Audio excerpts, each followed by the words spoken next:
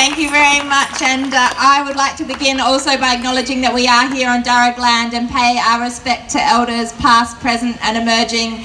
Thank you to everybody who has organised this action. It is absolutely wonderful to be here, and in the weekend before we see the ballots close, to say Western Sydney says yes to marriage equality. It is particularly special to be here because I think that at the end of this very, very long, ludicrous postal survey, what we know is that people are feeling hurt.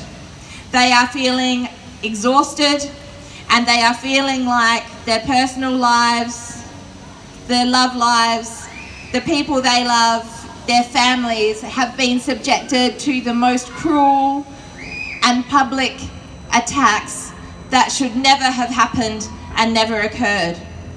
But what is crucial about us coming back together, and it is wonderful to say that there have been many, many rallies and actions and community gatherings throughout this entire campaign, is when we come together and we look around at the people that stand in solidarity with the LGBTIQ+ community and say to those people that love will win, and that equality is key, and that together we will achieve marriage equality.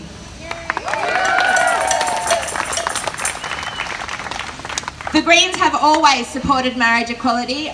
I remember being at an action at Taylor Square when John Howard passed the changes to the Marriage Act way back when, and I remember us at that time thinking that it was despicable that we saw no opposition at that stage from the Labor Party.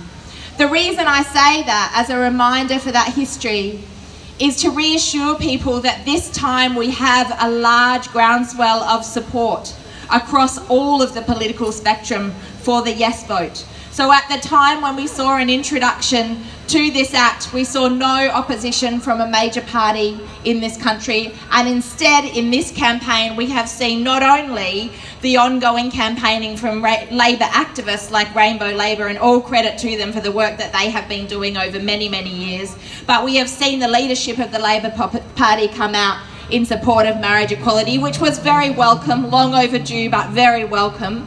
And we have also seen, lo and behold, the Liberals and Nationals for Yes come out and join the campaign for marriage equality as well. And I think that shows that across the political spectrum there is support for this change, because we know that all love should be treated equally, and there should be no one in our society that it is discriminated against under the law. I want to end by saying a couple of things.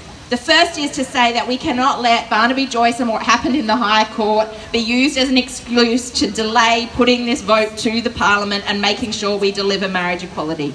It must happen, and it must happen this year. If we see a resounding yes vote, we must see the bill introduced and passed this year so that people can start getting married and people can start celebrating their love with the people that they love. The second thing we need to make sure that we do is that we all look out for each other over the next week and a half, 2 weeks, however long is left, because people are looking exhausted. The strong, powerful leaders of the LGBTIQ community look like they're often on the verge of tears with exhaustion and with a level of frustration at how vicious and vile the No campaign has been. So make sure you look after yourself. You remember the key tip to any movement that is big enough to win can handle you taking a break and stepping back and having a rest. So make sure you do that. Be ready to join together when the vote comes in, and be ready to celebrate, because we know love will win. The Greens stand with you. We always will until we achieve it. Thank you very much.